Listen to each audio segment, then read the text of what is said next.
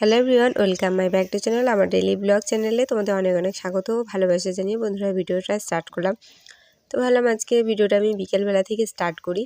তো ভাবলাম চলো এই আলু ঘাটটা দিয়ে ভিডিওটা তোমাদের সাথে শেয়ার করার চেষ্টা করি। হ্যাঁ, এই আলু ঘাটটা আমি আর কিছুদিন পর গেলে তোমাদের সাথে শেয়ার করতে পারবো না। আর হয়তো 15 থেকে 20 দিন পর আলুটা উঠিয়ে নেওয়া হবে। 15 থেকে 20 দিন হলে আলু ম্যাচিওর একদম হয়ে যাবে, তখন একদম গাছ মরে যাবে, তখন আলুটা উঠিয়ে নিতেও হবে, আর চাইলেও রাখতে পারবো না আলু। তো চলো এখন বাড়ি যাওয়া যাক, বাড়ি গিয়ে সন্ধে সন্ধে দিতে হবে। তো দেখো বলতে বলতে চলে এলাম তুলসী মঞ্চে এখানে প্রদীপ দেখানোর জন্য।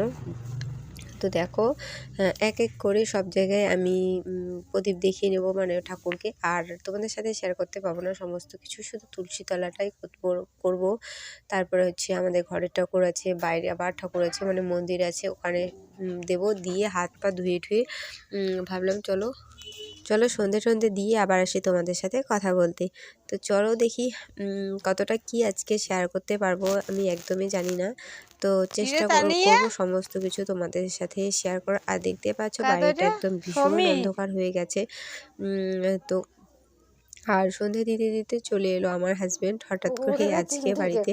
হ্যাঁ, মানে হঠাৎ করে বলতে কি, মানে আজকে আর কি জানি, যে আগামীকাল অবধি আমি জানতাম না যে ও আসবে। হঠাৎ করেই বললে চলে এলো। আর এদিকে দেখো বাবা মেয়ের খুনসুটি লেগে আছে, মানে কি বলবো, মেয়ে চড়বে ঘাড়ে, আর ওর বাবা বলছিল যে ঘাড়ে নেবো না, কি নিবো না।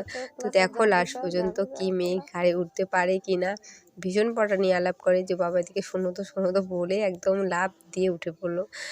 মানে কি বলবো, আর এতটা যে বড় হয়েছে তাও কোনো বোধ বুদ্ধি কিচ্ছু হয়নি, কি বলবো। তো চলো দেখতে থাকো ভিডিওটা, আশা করি আজকের ভিডিওটা তোমাদের অনেক ভালো লাগবে। Hello everyone, welcome my back to channel Pinky daily blog চ্যানেলে তোমাদের অনেক অনেক স্বাগত ও ভালোবাসা জানিয়ে বন্ধুটা ভিডিওটা স্টার্ট করলাম। এখন বাজে সন্ধ্যে 6:30। তো ভাবলাম চলো এখন থেকে আমার ভিডিওটা স্টার্ট করি।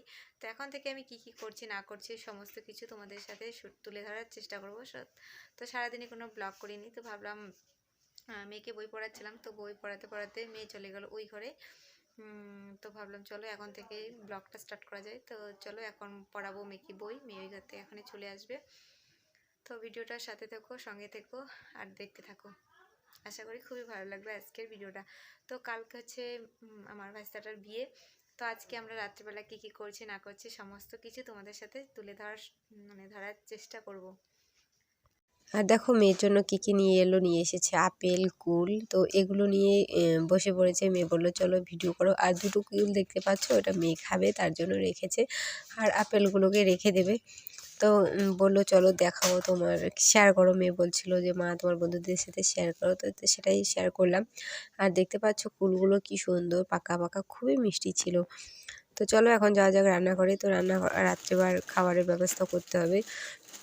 হ্যাঁ, তো মেয়ের আবদারে বানানো হচ্ছে রুটি। আর আমার বর তো অতটা পছন্দ করে না, খায় কিন্তু অতটা পছন্দ করে না। তো ওর জন্য একটু ভাত আছে, দেখবো ও ভাত খেলে খাবে, তারপর না খেলে সে খাবে রুটি খাবে। তো একদম তো শুকনো রুটি আর আমি বানাবো তেল দিয়ে একদম লুচির মতো করে ভেজে নেব। আমিও না একদম শুকনো রুটি খেতে পারি না তেল ছাড়া। বাড়ির সবাই খেতে পারে, বাবা তো পারে, আমার মেয়েও এখন একটু শিখেছে শুকনো রুটি খাওয়া, কিন্তু আমি খেতে পারি না।